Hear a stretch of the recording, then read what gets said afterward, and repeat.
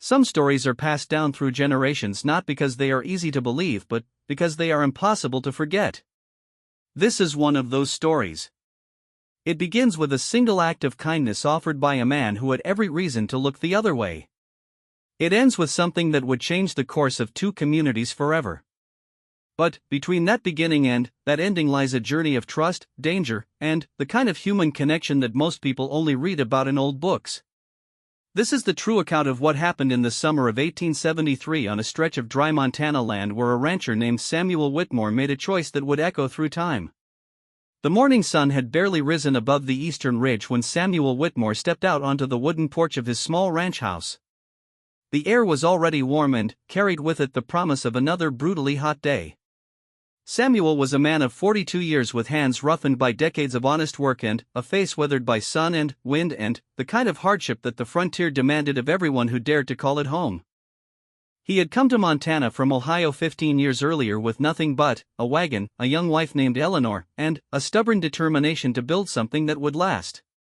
Eleanor had passed away 7 years ago from a fever that swept through the territory and took many lives that winter.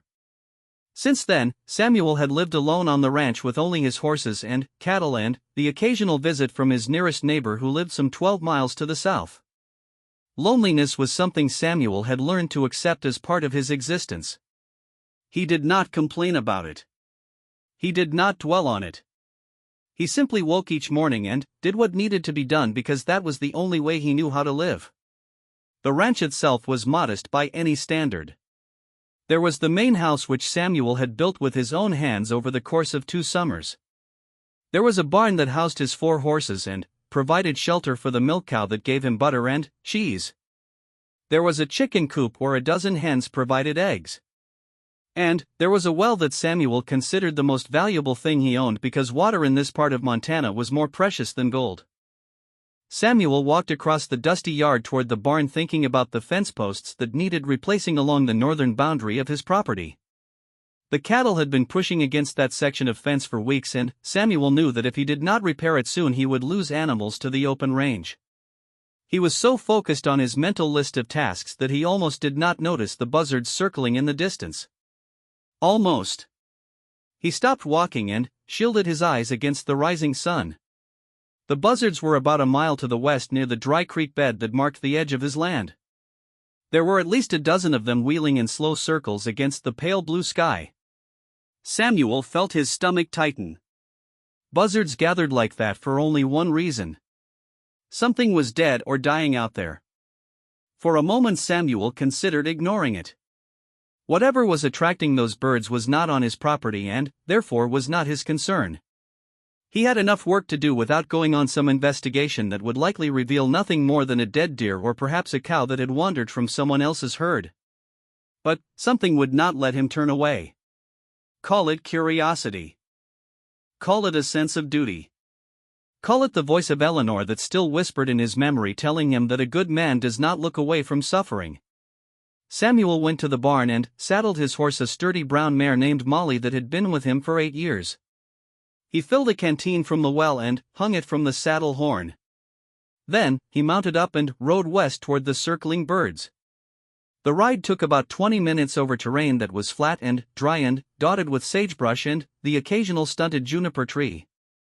The creek bed came into view first. It was nothing but a ribbon of cracked earth and sun-bleached stones now. The water that once flowed through it had dried up 2 months ago and would not return until the autumn rains came. Samuel had seen many dry summers, but this one was proving to be among the worst in memory. As he drew closer, the buzzards began to scatter. They did not fly far, just enough to perch on nearby rocks and watch with their dark, patient eyes. Samuel slowed Molly to a walk and scanned the creek bed below. At first he saw nothing unusual, just the same jumble of rocks and dried mud that he had seen 100 times before. Then, his eyes found what the buzzards had been waiting for. There was a man lying in the creek bed. Samuel dismounted quickly and left Molly's reins trailing on the ground. The mare was trained to stay put when her reins were dropped, and she stood obediently while Samuel scrambled down the shallow embankment toward the motionless figure. The man was Native American. Samuel could see that clearly now. He appeared to be young, perhaps in his mid-20s, with long black hair that was matted with dust and what looked like dried blood. He wore leather leggings and a shirt made of some kind of animal hide. His feet were bare. One of his legs was bent at an unnatural angle, and Samuel realized with a grimace that the bone was broken badly. There was also a wound on the man's side. It looked like it had been made by a bullet. For a long moment Samuel just stood there looking down at the injured man. He knew what most people in his position would do. They would walk away. They would convince themselves that helping a native man was too dangerous or too foolish or simply not worth the trouble. The tensions between settlers and the tribes had been high for years. There had been raids on ranches. There had been violence on both sides. Many white settlers had come to view all native people as enemies to be feared and avoided at best, destroyed at worst. But Samuel Whitmore was not most people. He knelt down beside the injured man and pressed 2 fingers against his throat. There was a pulse. It was weak and thready, but it was there. The man was alive. Samuel let out a breath he had not realized he was holding. He looked at the bullet wound more closely. It was on the left side, just above the hip. The blood around it had dried, which meant the injury was at least several hours old, probably from the night before. Samuel had seen enough wounds in his life to know that this one was serious, but not necessarily fatal if it was treated properly. He unslung the canteen from his shoulder and uncorked it. Then, he lifted the man's head gently and held the canteen to his cracked lips. At first there was no response. The man seemed completely unconscious, unaware of anything happening around him. But then, his throat moved. He swallowed. Then, he swallowed again. His eyes fluttered but did not open. Samuel gave him several more small sips of water, being careful not to give too much too fast. He knew that a man who was this dehydrated could make himself sick by drinking too quickly. Patience was required. Samuel had plenty of that. After a few minutes the man's eyes finally opened. They were dark brown, almost black, and they held an expression that Samuel would never forget as long as he lived. It was a mixture of confusion and fear and something else. Something that looked almost like hope. The man tried to speak, but only a hoarse whisper came out. Samuel could not understand the words. They were in a language he did not know. But the meaning was clear enough. The man was asking for help. Samuel nodded slowly. He pointed to himself and then to the direction of his ranch. Then, he made a gesture that he hoped conveyed the idea of shelter and rest. The man watched him with those dark eyes and seemed to understand. He gave a small nod that was barely more than a slight movement of his chin. Getting the injured man onto Molly's back was no easy task. The broken leg made every movement agonizing. Samuel could see the pain written across the man's face, even though he did not cry out. He simply gritted his teeth and endured it with a stoicism that Samuel found humbling. Together they managed to get him up onto the saddle. Samuel walked alongside, leading Molly by the reins and keeping one hand on the injured man's leg to steady him. The journey back to the ranch took nearly an hour at that slow pace. By the time Samuel's small house came into view, the sun was high overhead and the heat was oppressive. Samuel was drenched in sweat and exhausted, but he did not stop until they reached the shade of the porch. Getting the man inside and onto the bed was another ordeal, but they managed it. Samuel propped him up with pillows and gave him more water. Then, he began the grim work of assessing the injuries more closely. The bullet wound was worse than he had initially thought. The bullet was still inside. Samuel could feel it when he pressed gently around the edges of the wound. He knew that leaving it in there would mean certain infection and eventual death. But removing it would require surgery, and Samuel was no doctor. He had set broken bones before on animals and on himself when necessary. He had stitched cuts and treated fevers with whatever remedies he knew. But digging a bullet out of a man's body was something else entirely. He looked at the injured man who was watching him with those dark eyes. There was no fear in them now. Only a kind of quiet acceptance. As if he understood exactly what was happening and had made peace with whatever outcome was coming. Samuel made his decision. He would try. He went to the kitchen and put a pot of water on the stove to boil. He gathered clean cloths and the sharpest knife he owned. He found the bottle of whiskey that he kept for special occasions and for moments like this when something was needed to dull the pain. He brought everything to the bedside and laid it out in neat rows. The man watched all of these preparations without comment. When Samuel held up the whiskey bottle and made a drinking motion, the man hesitated for only a moment before nodding. Samuel helped him take several long swallows. The whiskey seemed to steady him a little, though Samuel knew it would not be enough to block out what was coming. There was no way to communicate what Samuel was about to do except through gestures and expressions. He pointed to the wound and then to the knife. He mimed the act of cutting and removing something. The man's jaw tightened, but he nodded again. He understood. Samuel cleaned the wound as best he could with the hot water and clean cloths. Then, he took a deep breath and began. The next 30 minutes were some of the hardest of Samuel's life. The man made almost no sound as Samuel worked.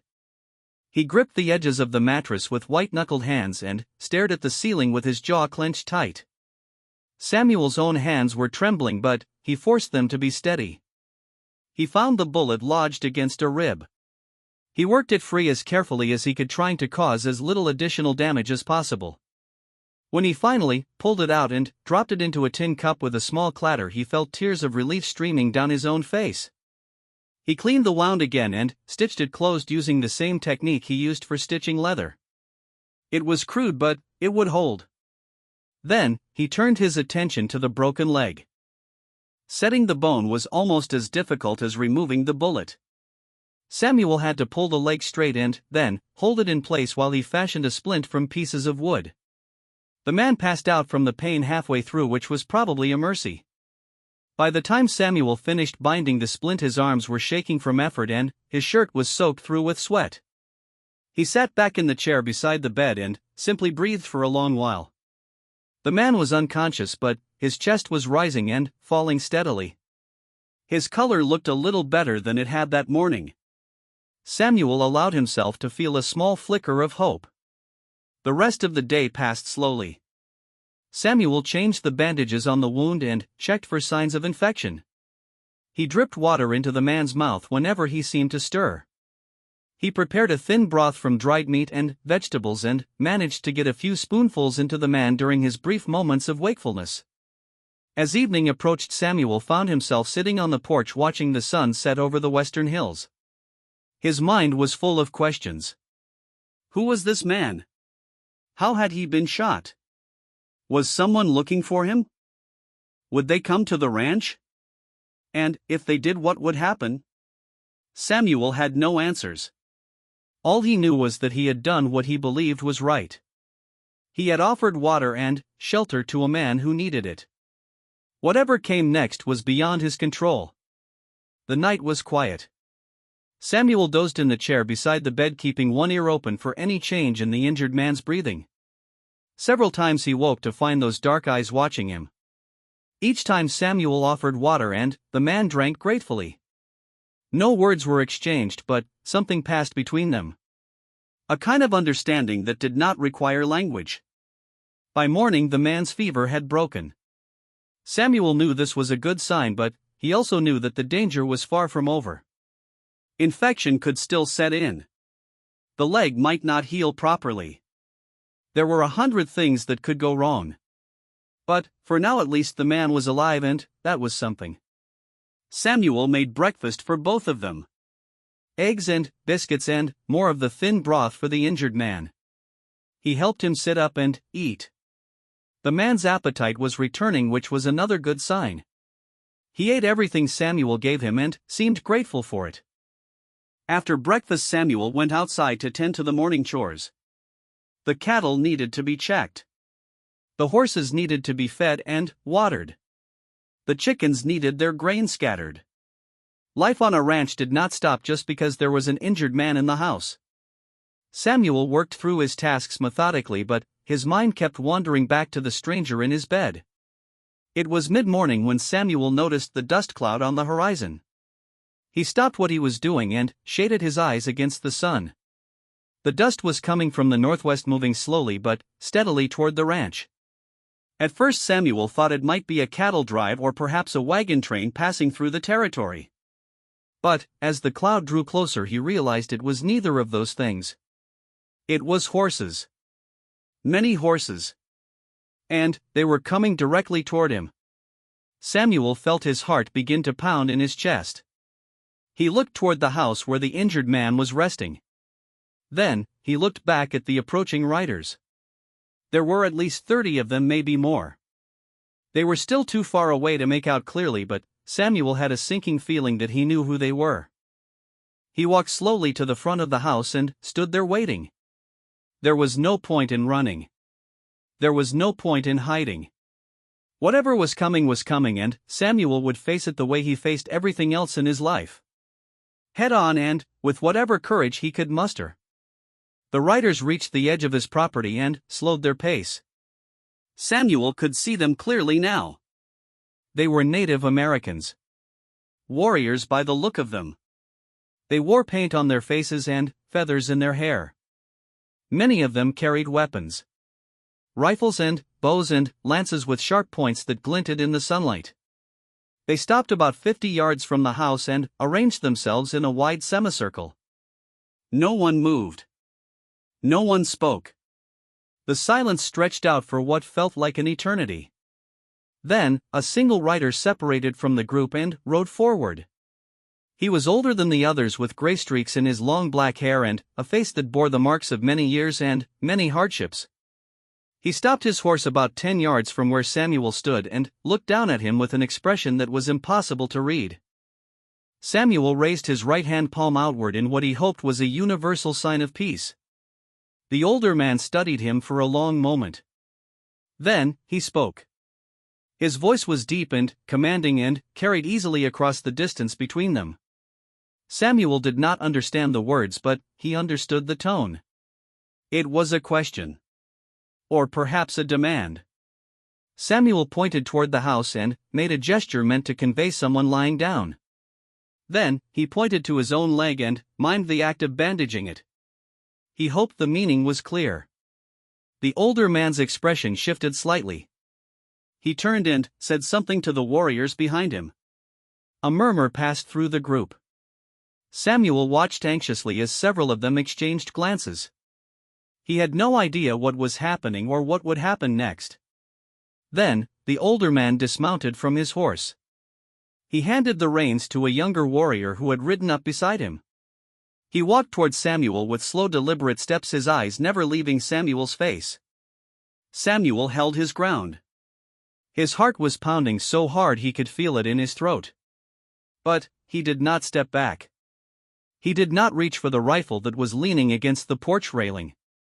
He simply stood there and waited. The older man stopped in front of him. They were close enough now that Samuel could see the fine lines around his eyes and the weathered texture of his skin. Up close, the man's expression was less fierce than it had seemed from a distance. There was something else there now. Something that looked almost like curiosity. The man spoke again. This time he pointed toward the house and then back at Samuel. The question was clear. He wanted to know about the injured man. Samuel nodded and gestured for the older man to follow him. He turned and walked toward the house, praying silently that he was making the right choice. The older man followed without hesitation. They entered the small dwelling together. The injured man was awake and sitting up in bed. When he saw the older warrior, his face changed. Recognition flooded his features, followed by what looked like profound relief. He spoke rapidly in his own language, his voice hoarse but urgent. The older man listened without interrupting. When the injured man finished speaking, the older warrior turned to Samuel. His eyes were different now. The suspicion that had been there before was gone. In its place was something that Samuel had not expected to see. Gratitude. The older man reached out and placed his hand on Samuel's shoulder. He spoke a single word that Samuel did not understand, but the meaning was unmistakable. It was thanks. It was acknowledgement.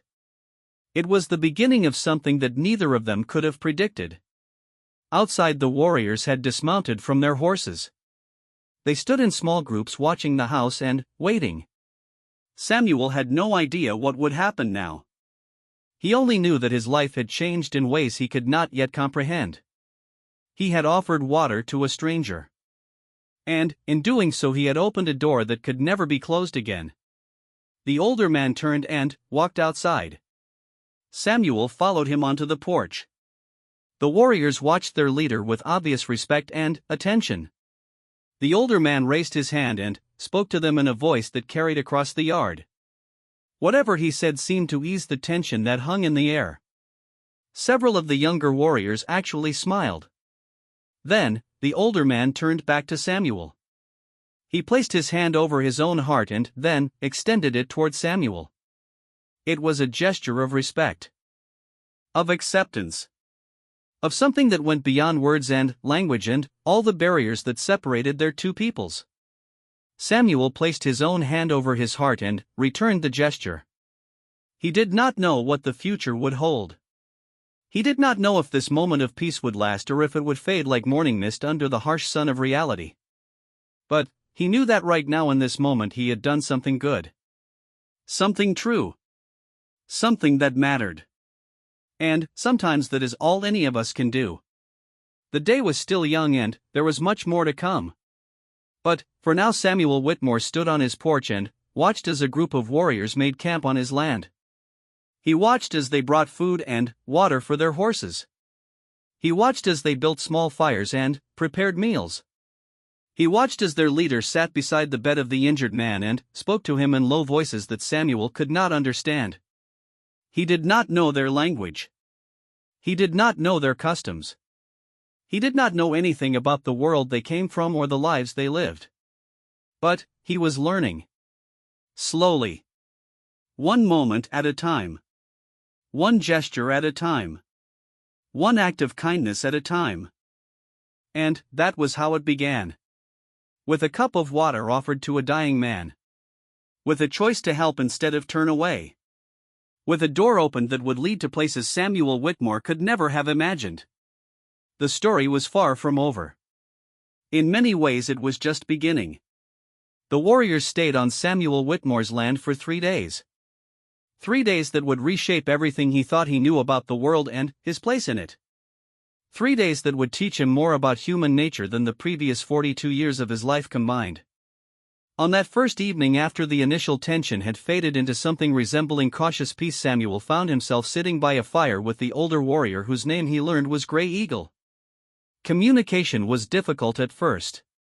They relied on hand gestures and facial expressions and the occasional word that one or the other would repeat until its meaning became clear. But, slowly, a kind of understanding began to develop between them. Gray Eagle was the chief of a band of the Crow Nation. The injured man in Samuel's bed was his youngest son, whose name was Running Horse. Samuel learned that Running Horse had been on a hunting trip with 2 other young men when they were ambushed by a group of white men who wanted their horses. The other 2 hunters had been killed. Running Horse had been shot but managed to escape on foot.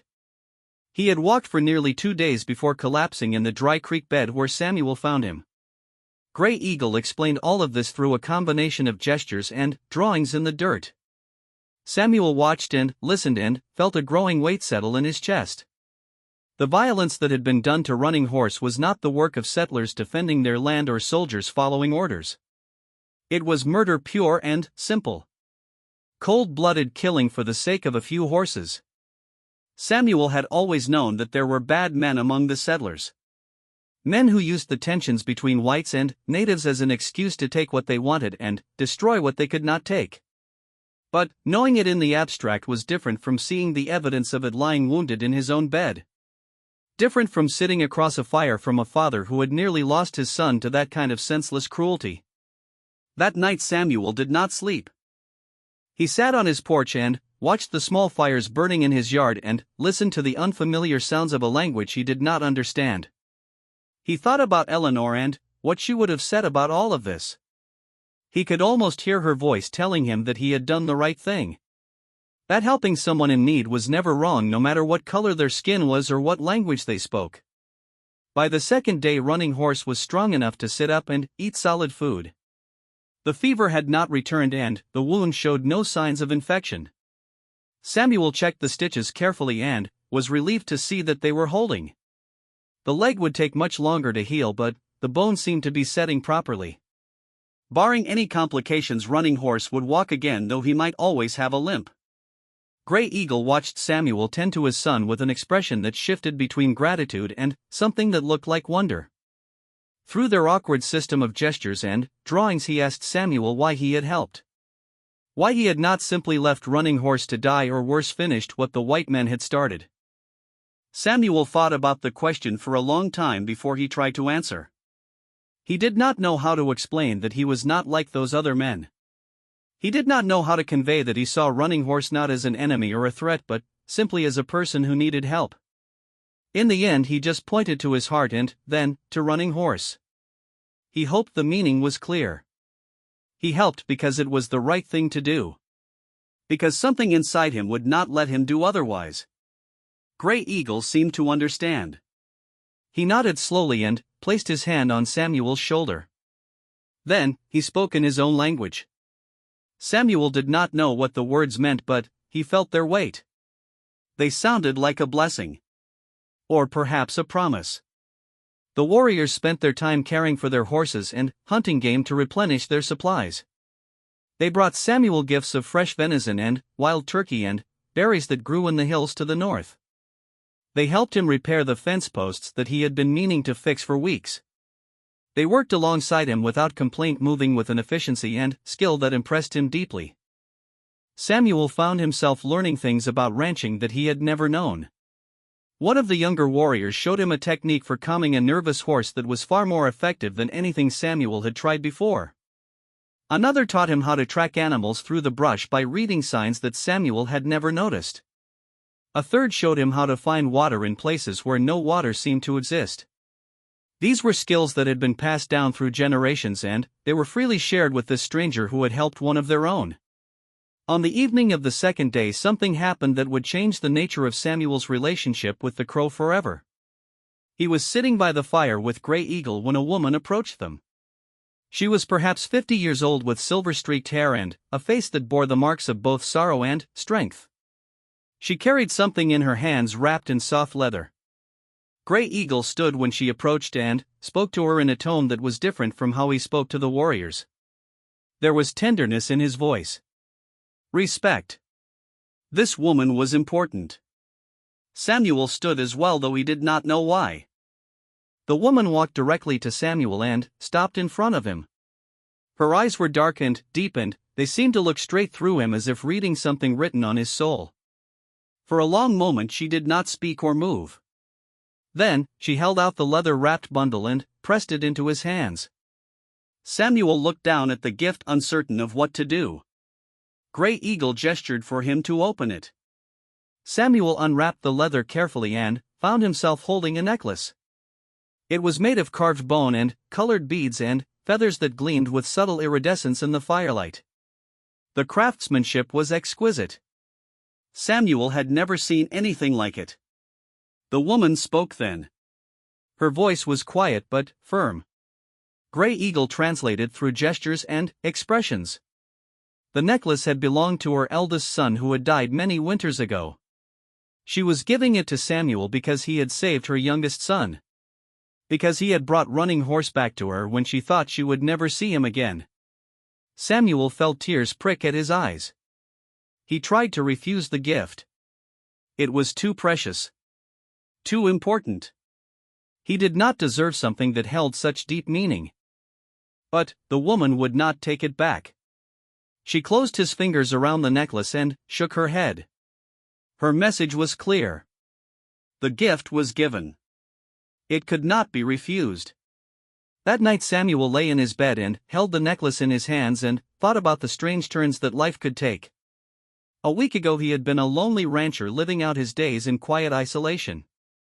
Now he was holding a sacred object given to him by a grieving mother who saw him not as an enemy but as a friend.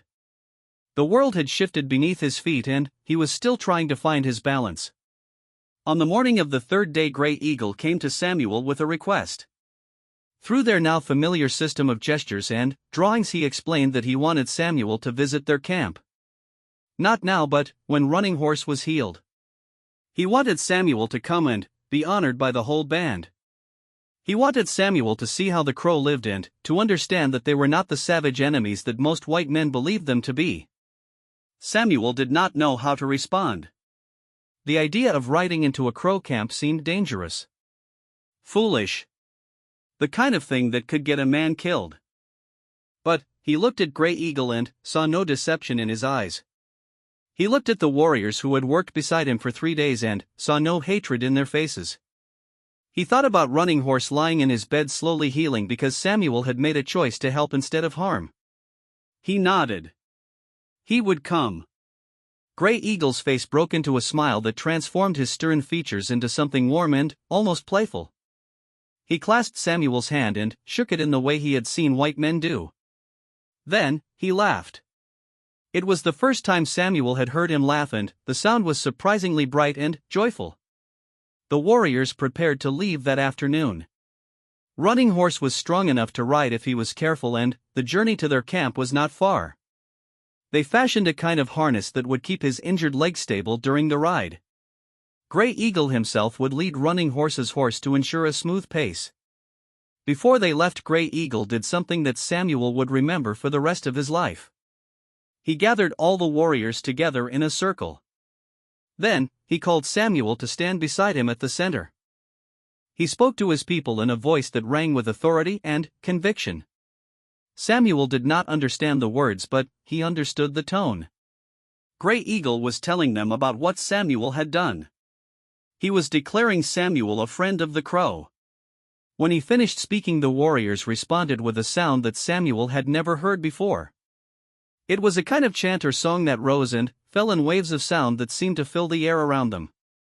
Samuel stood there in the center of it all, feeling the vibration of their voices in his chest and knowing that something profound was happening. Something that transcended language and culture and all the boundaries that separated people from one another. The warriors departed in the late afternoon. Samuel watched them ride away until they were nothing but a dust cloud on the horizon. Then, he went back into his empty house and sat down in the chair by the fire. The silence was louder than it had ever been before. The loneliness that he had learned to accept now felt like a weight pressing down on his shoulders. But something was different. There was a warmth in his chest that had not been there before. A sense that he was connected to something larger than himself. That his life meant something beyond the daily routines of ranching and survival. He touched the necklace that hung around his neck and felt the smooth surface of the carved bone and thought about the mother who had given it to him. He was not alone anymore. Not really. Even if he was the only person in the house, he was no longer alone. The weeks that followed were quiet. Samuel went back to his normal routines. He tended his cattle and horses. He repaired fences and mended tools. He planted a small garden behind the house and watered it carefully during the long hot days. Life went on as it always had. But Samuel found himself thinking about the Crow often. He wondered how Running Horse was recovering. He wondered if Gray Eagle thought about him the way he thought about Gray Eagle. He wondered if the visit to their camp would really happen or if it had just been a polite gesture that would fade with time and distance. About 6 weeks after the warriors left, Samuel was working in his garden when he heard hoofbeats approaching. He stood up and shaded his eyes against the afternoon sun. A single rider was coming from the northwest, moving at an easy pace. As the rider drew closer, Samuel recognized the horse. It was the same paint pony that one of the younger warriors had ridden. The rider was a boy of perhaps 14 or 15 years with long black hair and a face that was open and friendly. He stopped his horse a respectful distance from the house and raised his hand in greeting. Then, he spoke in broken but understandable English. "Gray Eagle sends me. He says you come now. Running Horse walks again. There will be feast." Samuel stared at the boy in surprise. He had not expected this. He had hoped for it, but he had not truly believed it would happen. He looked at his garden and his cattle and all the work that needed to be done. Then, he looked at the boy's expectant face and thought about what Grey Eagle had said about coming to their camp. "When?" Samuel asked. "Now. Today. You come now." Samuel laughed despite himself. There was no arguing with that kind of directness. He told the boy to wait while he gathered some supplies and saddled Molly. Within an hour they were riding northwest toward the Crow camp. The journey took most of the day. They rode through terrain that shifted from dry grassland to rolling hills to rocky outcroppings that looked like the bones of ancient giants jutting up from the earth. The boy, whose name was Little Fox, proved to be an excellent guide. He led Samuel along trails that were invisible to the untrained eye, avoiding the rough patches and finding the easiest routes through the difficult terrain. As they rode, Little Fox told Samuel about his people. His English was limited, but he was eager to practice, and Samuel was eager to listen. He learned that the Crow had been in this region for as long as anyone could remember. They were horse people, warriors and hunters.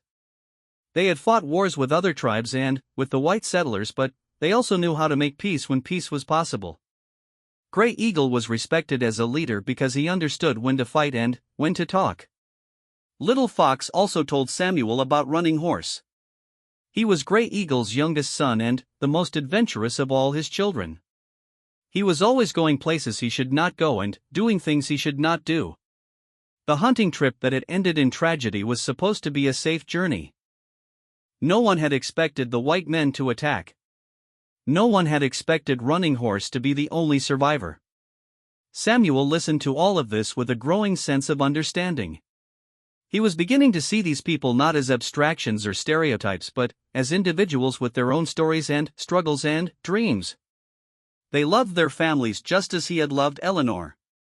They worried about the future just as he worried about the weather and the cattle and whether the well would run dry. They were human beings living human lives in a world that often seemed determined to crush them. They reached the Crow camp just as the sun was setting. Samuel had expected something small. A few tents perhaps. A handful of families. What he found instead took his breath away. The camp was enormous. There were dozens of teepees arranged in a wide circle along the banks of a clear-flowing river. Hundreds of people moved among the dwellings, going about their evening activities. Children ran and played in the fading light. Women cooked over fires that sent thin columns of smoke rising into the darkening sky. Men sat in groups talking and laughing. Horses grazed in a large herd near the water. Little Fox led Samuel through the camp toward the largest teepee at the center of the circle. People stopped what they were doing to watch them pass. Samuel felt their eyes on him and fought the urge to turn around and ride away as fast as Molly could carry him. He reminded himself that he had been invited. That he was a guest. That these people had called him friend. Grey Eagle emerged from the large teepee before they reached it. He was dressed differently than Samuel had seen him before. He wore an elaborate headdress and clothing decorated with intricate beadwork. He looked like what he was. A chief. A leader. A man of power and authority. But his smile when he saw Samuel was the same warm expression that Samuel remembered from their time together on the ranch. He walked forward and clasped Samuel's hand and spoke words of welcome. Little Fox translated. Grey Eagle says you honor us by coming. He says tonight we celebrate. His son lives because of you. The whole band gives thanks. Samuel did not know how to respond. He mumbled something about being glad to come, and Grey Eagle laughed and clapped him on the shoulder. Then, he led Samuel into the camp. What followed was unlike anything Samuel had experienced in his life. He was taken to a special teepee that had been prepared for him. There were soft furs to sit on and a fire burning to warm the space against the cooling night air. Women brought him food and water. Men came to introduce themselves and shake his hand in the white man's fashion. Children peeked through the entrance flap with curious eyes. Running Horse came to see him about an hour after his arrival. The young man was walking with the help of a wooden crutch, but he was walking. His face lit up when he saw Samuel, and he crossed the teepee with an uneven gait and embraced him like a brother. No words were exchanged. None were needed. The feast began after dark. The whole camp gathered in the center of the circle where a great fire had been built. Samuel was given a place of honor beside Gray Eagle and Running Horse. Platters of food were brought out. Venison and buffalo and fish from the river. Wild vegetables and berries and bread made from ground corn. Samuel ate until he thought he would burst, and still more food was offered. There was singing and dancing. Warriors performed elaborate ceremonies that told stories of great hunts and battles won. Young women danced in movements that were graceful and precise. Children sat at the edges of the firelight watching with wide eyes. The whole camp seemed to pulse with life and energy and joy. Samuel watched it all with a sense of wonder that he could not fully express. This was not the savage violence that he had been warned about. This was not the threat that so many settlers feared. This was a community. A family. A people celebrating life in the way that people have celebrated life since the beginning of time. Late in the evening, Gray Eagle stood and addressed the gathering. His voice carried across the crowd and everyone fell silent to listen. Samuel did not understand the words, but he could tell from the tone that something important was being said. People were looking at him. Nodding. Some of the women were wiping tears from their eyes. When Gray Eagle finished speaking, he turned to Samuel and placed both hands on his shoulders. Little Fox leaned close to translate. Gray Eagle has declared you a brother to the crow. He has given you a name in our tongue. He calls you friend of Running Horse. Man who gives water. You are welcome in our camp for all of your days. Whatever you need will be given. Whatever help you require will be provided. This is the word of Gray Eagle. This is the promise of the crow. Samuel stood there in the firelight with the weight of this honor pressing down on him and felt something shift inside his chest. For so long he had been alone. For so long he had lived his life in isolation without anyone to call friend or brother. And now here in this place that should have been foreign and frightening, he had found something he never expected to find. He had found belonging. The feast continued late into the night. Samuel sat with Gray Eagle and Running Horse and listened to their stories even though he could not understand most of the words. He laughed when they laughed and grew solemn when they grew solemn.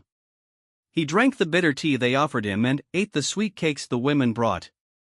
He was part of something. For the first time in years he was truly part of something. When he finally retired to his teepee in the early hours of the morning, Samuel lay down on the soft furs and stared at the pointed ceiling where the smoke from the fire escaped into the night sky.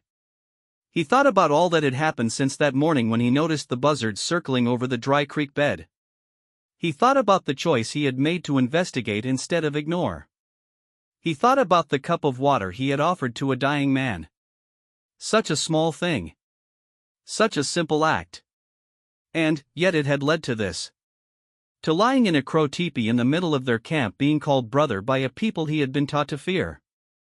The world was strange and wonderful and full of possibilities that he had never imagined. Samuel stayed in the camp for 3 more days. He learned to say a few words in the crow language. He watched the children practice their riding skills on ponies that seemed as wild as the wind.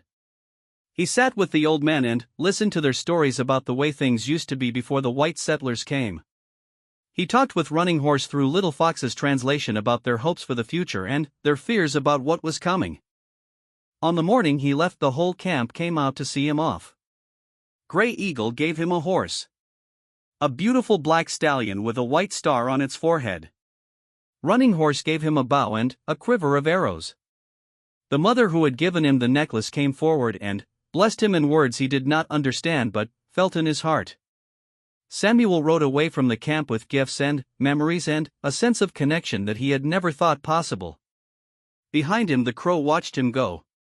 They did not know what the future held any more than he did. But they knew that something had changed. That a bridge had been built between 2 worlds that had always been at war. That a rancher named Samuel Whitmore had done something that might matter more than anyone could yet understand. The journey home took 2 days. Samuel rode slowly, savoring the time alone to think about everything that had happened. He replayed the conversations and the ceremonies and the laughter in his mind. He touched the necklace that hung against his chest and thought about the woman who had given it to him. He looked at the black stallion that ran alongside Molly and thought about the chief who had trusted him enough to give such a gift. When he finally saw his small ranch house on the horizon, he felt a strange mix of relief and sadness. Relief to be home. Sadness that the adventure was over. He did not know when he would see the crow again. He did not know if he ever would. But he knew that what had happened between them could not be undone. The bond had been formed. The promise had been made. Samuel Whitmore had become a friend of the Crow Nation. And that would change everything that was to come. The seasons turned as they always do, and Samuel Whitmore settled back into the rhythms of ranch life. But nothing was quite the same as it had been before. He wore the bone necklace under his shirt every day, feeling its weight against his chest like a reminder of the world that existed beyond the boundaries of his small property. He rode the black stallion that Gray Eagle had given him and named the horse Thunder because of the way his hooves sounded against the hard-packed earth. He practiced with the bow and arrows that Running Horse had gifted him until he could hit a target from 50 yards away. The months passed and Samuel found himself looking toward the northwest more often than he used to. He wondered how the crow were faring as autumn approached and the first frosts began to silver the grass in the mornings. He wondered if Running Horse's leg had healed fully and if the young man was riding again. He wondered if Gray Eagle ever thought about the rancher who had stumbled into their lives and changed things in ways neither of them could have predicted. Samuel's neighbors began to notice changes in him. The Hendersons, who lived 12 miles to the south, came by one afternoon to trade some flour for eggs. Margaret Henderson was a sharp-eyed woman who missed nothing, and she spotted the bone necklace when Samuel's collar shifted during their conversation. She asked about it, and Samuel told her a shortened version of the story. He could see the concern in her eyes as she listened. The fear that so many settlers carried when it came to the native tribes. "You be careful, Samuel," she said as they were leaving. "Those people can't be trusted. They might seem friendly now, but they'll turn on you the first chance they get. It's in their nature." Samuel did not argue with her. He knew that nothing he said would change her mind. But he also knew that she was wrong. He had seen the crow up close. He had eaten their food and slept in their camp and been called brother by their chief. Whatever Margaret Henderson believed about them was based on fear and ignorance, not experience. Samuel kept his thoughts to himself and waved goodbye as their wagon disappeared down the dusty road. Winter came early that year and came hard. The first blizzard struck in late November and dumped 3 feet of snow on the territory in a single night. Samuel hunkered down in his house with his animals and waited out the storm. He had enough food stored to last several months and enough firewood stacked to keep the house warm. He was not worried about himself. But he found himself worrying about the crow. He knew that winter was the most dangerous time for the tribes. Game became scarce. The cold could kill those who were too young or too old or too sick to withstand it. He thought about the children he had seen playing in the camp and wondered if they had enough blankets to keep them warm. He thought about the old men who had told him stories and wondered if their fires were burning bright enough to hold back the freezing darkness. There was nothing he could do. The snow was too deep to travel. The cold was too fierce to risk a journey that long. Samuel told himself that the crow had survived countless winters before and would survive this one too. But the worrying did not stop. It sat in his chest like a small cold stone and would not go away. The blizzard lasted 4 days. When it finally ended, Samuel dug himself out of his house and surveyed the damage. One section of the barn roof had collapsed under the weight of the snow. Several fence posts had snapped. The chicken coop was buried so deeply that Samuel had to dig for an hour just to reach the door. But the animals were alive and the house was intact, and Samuel counted himself fortunate. He spent the next 2 weeks repairing the damage and clearing paths through the snow to reach the various outbuildings. The cattle had clustered together for warmth and most of them had survived, though he lost 3 to the cold. The horses were fine.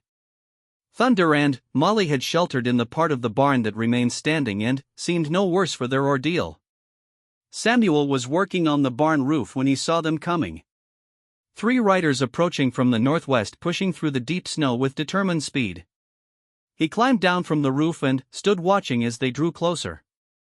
His heart was pounding in his chest, though he could not have said exactly why. The riders were Crow. Samuel recognized Little Fox in the lead with 2 warriors he did not know riding behind him. They stopped their horses in front of the house, and Little Fox slid down from his mount with the ease of someone who had been riding before he could walk. "Samuel Whitmore," Little Fox said. His English had improved since the last time they spoke. "Gray Eagle sends me. There is trouble. He asks for your help." Samuel felt the cold stone in his chest grow heavier. "What kind of trouble?" "The winter. It is bad. Very bad. Many are sick. The medicine woman says she needs things she cannot find. Gray Eagle remembers you said you have medicines. He asks if you will share." Samuel did not hesitate. "Tell me what she needs." Little Fox pulled a piece of leather from his belt. There were drawings on it. Crude representations of plants and containers and things Samuel could not immediately identify. Little Fox pointed to each image and described what the medicine woman was looking for. Willow bark for fever. Honey for coughs. Clean cloth for bandages. Whiskey to clean wounds. Dried meat and flour if Samuel could spare them. Samuel had most of what they needed. He had always kept a good supply of medicines and provisions because living so far from town meant that he could not rely on anyone else when trouble came. He led Little Fox into the house and began gathering everything the drawings showed. He pulled jars of honey from the cellar and bundles of dried herbs from the rafters. He found clean cloth in a trunk that had belonged to Eleanor. He retrieved the 2 bottles of whiskey he had been saving and added them to the pile. Then, he went to the storehouse and pulled out bags of flour and dried meat and beans. He loaded everything onto his pack mule and covered it with canvas to protect against the cold. The whole process took less than 2 hours. By midday they were ready to leave. "I'm coming with you," Samuel said as he saddled Thunder. Little Fox looked surprised but pleased. "Gray Eagle will be glad. The journey is long. 2 days in this snow." They rode out into the white wilderness with Little Fox leading the way and the 2 other warriors bringing up the rear. The pack mule plodded along between them, carrying its burden without complaint. The snow was deep, but the horses were strong and the riders knew how to pick the best paths through the drifts. Samuel had never experienced cold like this before. Even with his heaviest coat and his warmest hat and gloves lined with rabbit fur, he felt the chill seeping into his bones. His face went numb within the first hour. His fingers ached despite the protection. He understood now why winter was so dangerous in this territory. The cold was not just uncomfortable. It was deadly. A man caught without shelter in this weather would not last long. They made camp that night in a small ravine that offered some protection from the wind. The warriors built a fire with practiced efficiency and heated snow for water. They shared their provisions with Samuel. Strips of dried buffalo and a paste made from berries and fat that tasted strange but was surprisingly filling. Samuel contributed some of the dried meat from his own supplies and they ate together in companionable silence. Little Fox told Samuel more about the situation in the camp. The sickness had started about 2 weeks ago. At first it was just a few children with fevers and coughs. Then, it spread to the adults. Now nearly a quarter of the band was ill. Several elders had already died. The medicine woman was doing everything she could, but she was running low on supplies and the sickness showed no signs of stopping. Samuel listened with a growing sense of dread. He knew something about sickness. He had watched Eleanor die from a fever that swept through the territory years ago. He had seen how quickly disease could spread and how little could be done to stop it once it took hold. He hoped that what he was bringing would be enough to help. He feared that it would not be. They reached the Crow camp on the afternoon of the second day. Samuel barely recognized it. The last time he had been here, the camp was full of life and energy. People moving everywhere. Children playing. Fires burning bright. Now the camp was quiet. Too quiet. The fires were small and gave off thin wisps of smoke. Few people moved among the teepees, and those who did moved slowly with their heads bowed against the cold. Gray Eagle came out to meet them. Samuel was shocked by how much the chief had aged in the months since they had last seen each other. His face was gaunt and his eyes were shadowed with exhaustion and worry. But, when he saw Samuel, a spark of something like hope flickered in his gaze. They embraced without words. Then, Gray Eagle led Samuel to a large teepee near the center of camp where the medicine woman was working. Inside, the air was thick with smoke and the smell of herbs and something else. The smell of sickness. The medicine woman was older than Samuel had expected. Her hair was completely white and her face was lined with wrinkles so deep they looked like carvings. But her eyes were sharp and her hands were steady as she moved among the sick who lay on pallets around the edges of the teepee. She looked up when Samuel entered and studied him with an intensity that made him feel like she was seeing straight into his soul. Gray Eagle spoke to her in Crow and she nodded. Then, she turned to Samuel and surprised him by speaking in English. "You bring medicines?" "Yes. Everything I could carry." "Show me." Samuel brought in the supplies and spread them out before her. The medicine woman examined each item carefully. She opened the jars of honey and smelled them. She rubbed the dried herbs between her fingers. She held up the bottles of whiskey and nodded with approval. When she was finished, she looked at Samuel with an expression that might have been gratitude. "This will help. But I need more. Tell me what you need and I will find it." She shook her head. "Not things. I need hands. People to help care for the sick. Many are too weak to do the work." Samuel understood. "I will stay.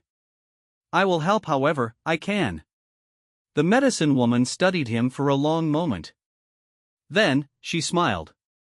It was a small smile that barely touched her lips, but it transformed her face into something warm and almost gentle.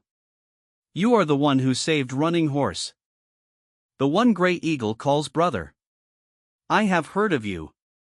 I only did what anyone would do." "No. You did what few would do. That is why you are here now. That is why you offer to stay." She put Samuel to work immediately. There was no time for rest or for adjusting to his new surroundings. The sick needed water and food. They needed to be kept warm. They needed to have their fevers monitored and their coughs treated and their spirits lifted. Samuel threw himself into the work with everything he had. The days that followed blurred together into a haze of exhaustion and worry and desperate hope. Samuel learned to prepare the herbal remedies the medicine woman prescribed. He learned to recognize the signs of improvement and the signs of decline. He sat with the dying and held their hands and tried to offer comfort even though he could not speak their language. He watched children fight fevers that seemed too strong for their small bodies. He watched elders slip away in the night never to wake again. Running Horse was among those who helped care for the sick. His leg had healed well, though he still walked with a slight limp. He worked alongside Samuel for hours at a time, bringing water and changing bandages and speaking soft words to those who were suffering. The bond between them deepened during those difficult days. They did not need many words to understand each other. They were brothers in purpose if not in blood. Gray Eagle was everywhere in the camp. He checked on every sick person.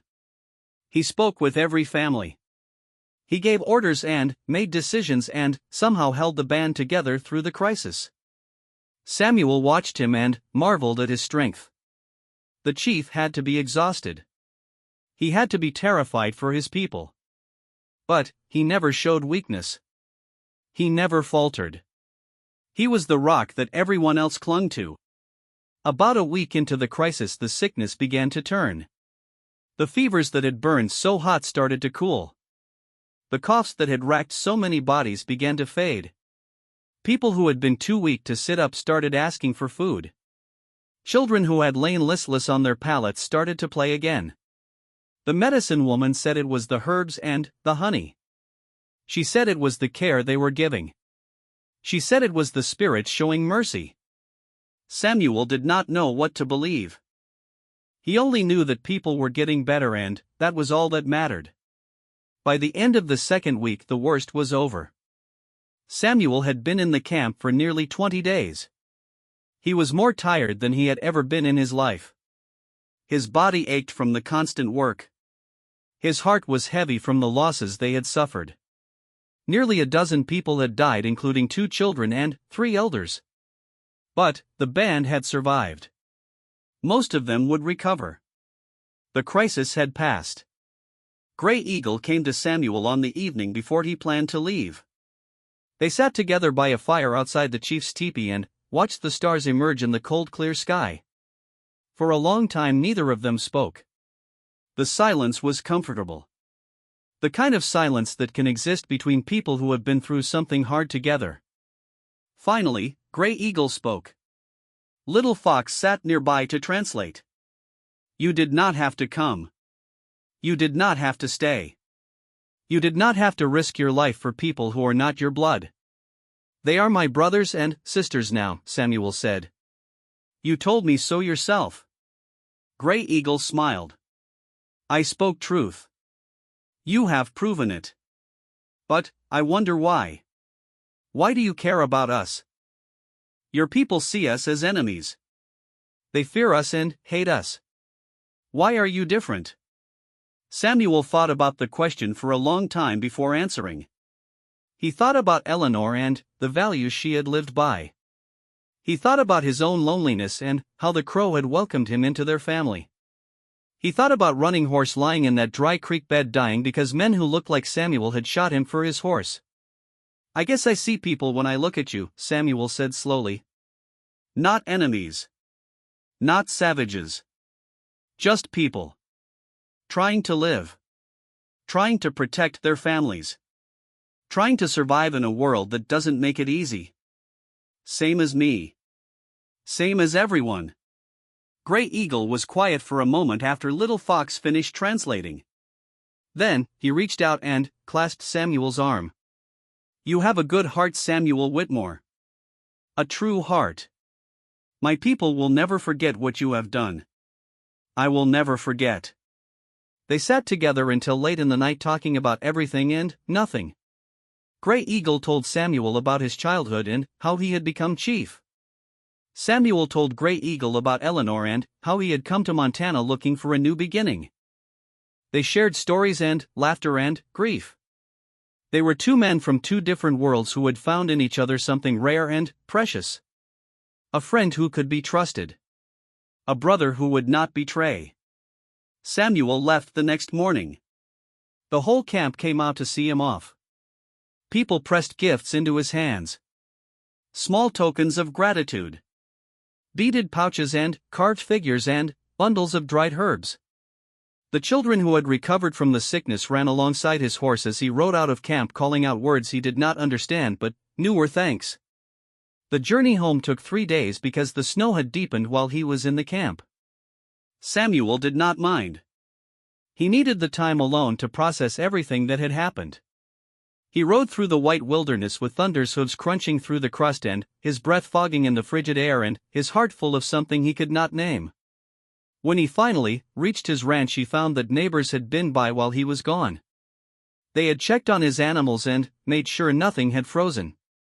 A note on his door said they had been worried when they saw no smoke from his chimney for so many days.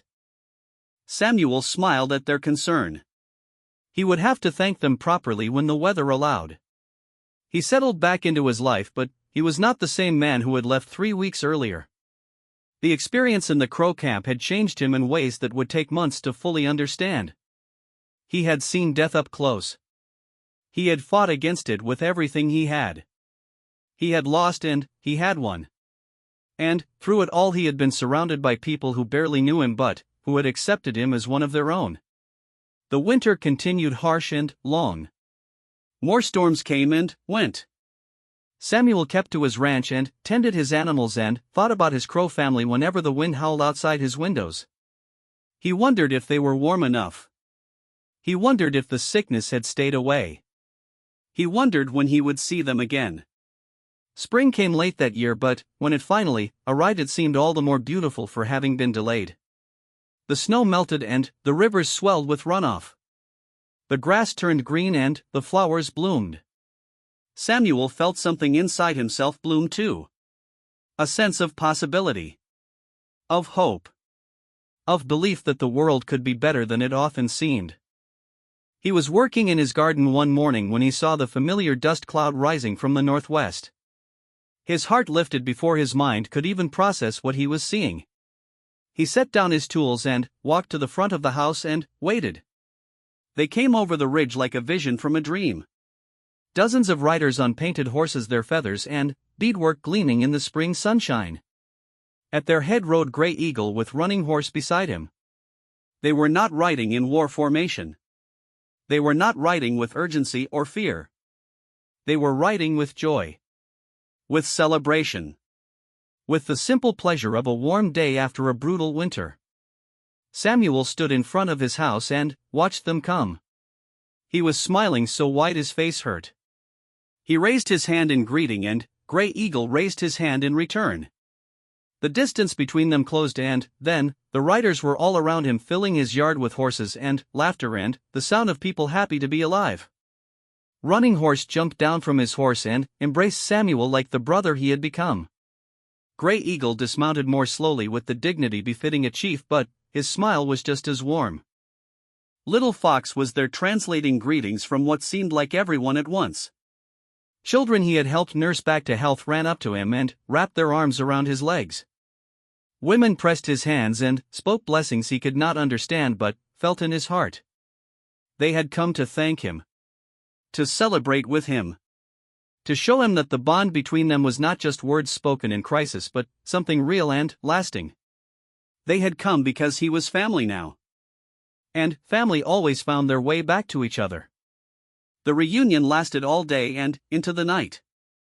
There was feasting and singing and dancing. Stories were told about the dark days of the sickness and how they had been overcome. Samuel was praised and honored in ways that made him blush and protest. But the crow would not hear his protests. They insisted on celebrating the man who had risked everything to help them when he had no obligation to do so. As Samuel lay in his bed that night listening to the sounds of his extended family camped on his land, he thought about how strange life could be. A year ago he had been a lonely rancher with nothing but his work and his memories. Now he had brothers and sisters and nieces and nephews. He had a chief who called him friend. He had a young warrior who called him brother. He had a whole community who had adopted him into their family. All because he had offered a cup of water to a dying man. Such a small thing. Such a simple act. And yet it had opened doors that Samuel never knew existed. It had led him to places he never could have imagined. It had transformed his life in ways that he was still trying to comprehend. The crow stayed for 3 days. When they left, they extracted a promise from Samuel that he would visit them again when the summer was full and the living was easy. Samuel gave his promise gladly. He knew he would keep it. He knew that nothing could keep him away from his adopted family. Not distance. Not danger. Not the disapproval of his fellow settlers who could not understand why a white man would want anything to do with Indians.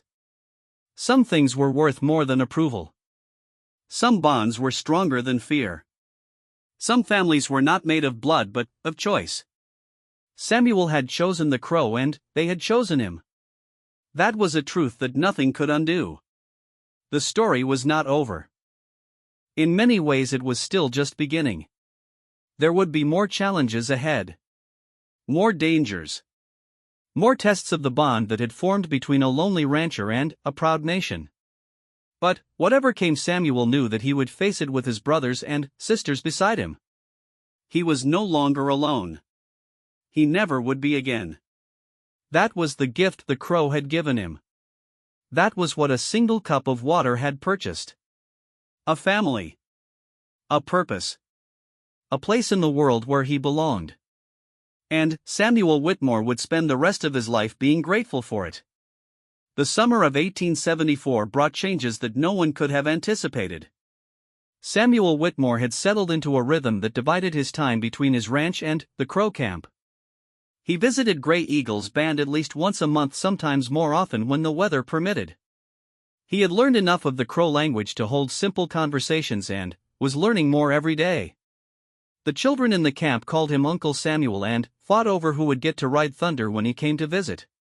Running Horse had become Samuel's closest friend and confidant. The young warrior who had once lain dying in a dry creek bed was now fully recovered and had earned a reputation among his people as a skilled hunter and a brave defender of the band. He often rode the 12-hour journey to Samuel's ranch just to spend a few days working alongside him and practicing his English, which was improving rapidly. The two men had developed a bond that transcended the differences between their cultures. They understood each other in ways that neither could fully explain. Gray Eagle had become something like a father to Samuel. The chief often sought his counsel on matters relating to the white settlers whose presence in the territory was growing every year. Samuel tried to explain the ways of his people as honestly as he could. He told Gray Eagle about the railroad companies that were buying up land and pushing west. He told him about the gold miners who cared nothing for the earth they dug up or the people who lived on it. He told him about the soldiers who followed orders without questioning whether those orders were just. Gray Eagle listened to all of this with the patience of a man who had learned that knowledge was power. He asked questions that were sharp and probing. He wanted to understand how the white men thought, what they valued, what they feared. He believed that understanding his enemy was the first step toward surviving him. Samuel was not comfortable being called Gray Eagle's enemy. But he understood the chief's perspective.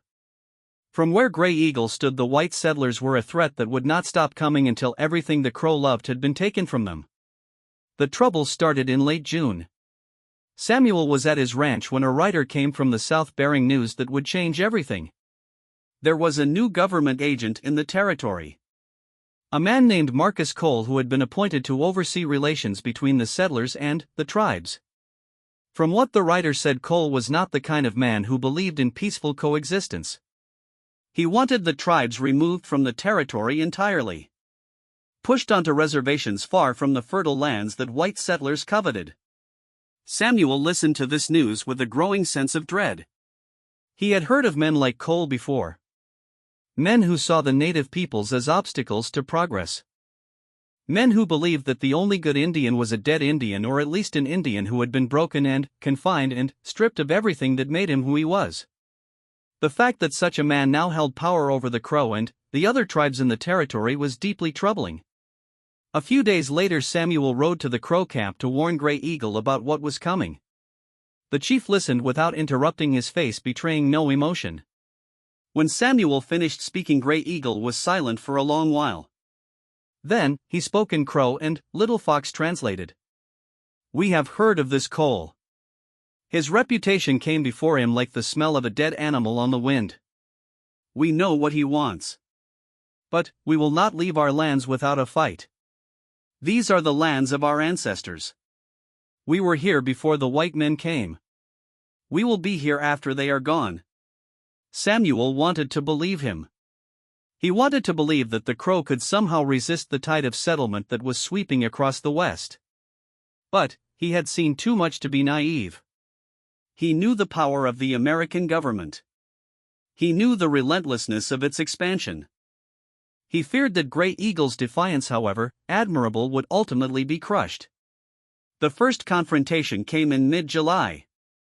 A group of settlers had crossed onto lands that were supposed to belong to the Crow according to a treaty signed 5 years earlier. They claimed they had permission from Agent Cole to establish homesteads there. The Crow warriors who confronted them were met with rifles and threats. No one was hurt, but the message was clear. The treaty meant nothing. Cole was giving away Crow land to anyone who asked for it. Gray Eagle sent warriors to speak with Cole directly. They were turned away at his office door and told that if they returned they would be arrested. When they tried to explain that they were representatives of a sovereign nation, they were laughed at. The soldiers guarding Cole's office fingered their weapons and made jokes about target practice. The warriors left without incident, but the insult burned in their hearts. Samuel heard about all of this from Running Horse, who rode to the ranch a week after the incident. The young warrior was angry. More angry than Samuel had ever seen him. His eyes blazed with a fury that seemed barely contained. "They treat us like animals," Running Horse said in his careful English. "Like we are nothing. Like our treaties are nothing. Like our lives are nothing. How can you stand to be one of them, Samuel? How can you call yourself white when white men do such things?" Samuel did not have an easy answer. He felt the weight of Running Horse's anger and knew that it was justified. He thought about all the ways that his people had wronged the native tribes over the years. The broken treaties. The stolen lands. The massacres. The systematic destruction of ways of life that had existed for thousands of years. He could not defend any of it. "Not all white men are the same," Samuel said finally. "Just as not all Crow are the same. There are good people and bad people in every group. Cole is a bad man. But there are others who see what he is doing and know that it is wrong. Then, where are they? Why do they not stop him? I do not know. But I am here. I will do what I can to help. That is all I can offer." Running Horse's anger seemed to deflate slightly. He looked at Samuel with eyes that held both frustration and affection. "You are different, Samuel. I know this. My father knows this. But you are one man. What can one man do against such power?" It was a question that Samuel would ask himself many times in the weeks and months that followed. What could one man do? He had no army. He had no political influence. He had no welfare position or platform from which to speak. He was just a rancher living on a small piece of land in a territory where he was rapidly becoming an outcast because of his friendship with the Crow. His neighbors had begun to shun him. Word had spread about his relationship with the tribe, and most of the settlers in the area wanted nothing to do with someone who they called an Indian lover. The Hendersons stopped coming by to trade. Other ranchers crossed to the other side of the road when they saw him in town. The storekeeper in the nearest settlement served him with cold efficiency and never engaged in the friendly small talk that was customary between neighbors. Samuel found that he did not care as much as he thought he would. The loneliness that had defined his life before he met the Crow had returned in some ways. But it was different now. He had people who cared about him even if they lived miles away. He had brothers and sisters who would come if he called. He had a purpose that went beyond the daily routine of ranching. The disapproval of the settlers stung, but it did not break him. Late in August, Agent Cole made his move. He sent word to all the tribal leaders in the territory that they were required to attend a meeting at his headquarters. The message said that they would be discussing the future of their lands and their people. Attendance was mandatory. Those who did not come would be considered hostile and dealt with accordingly. Gray Eagle decided to go. He knew it was probably a trap of some kind, but he also knew that refusing to attend would give Cole the excuse he needed to unleash violence against the Crow. Better to go and see what the agent wanted. Better to face the enemy than to hide from him. Samuel insisted on going with him. Gray Eagle tried to refuse. It was too dangerous for a white man to be seen siding with the tribes. "It's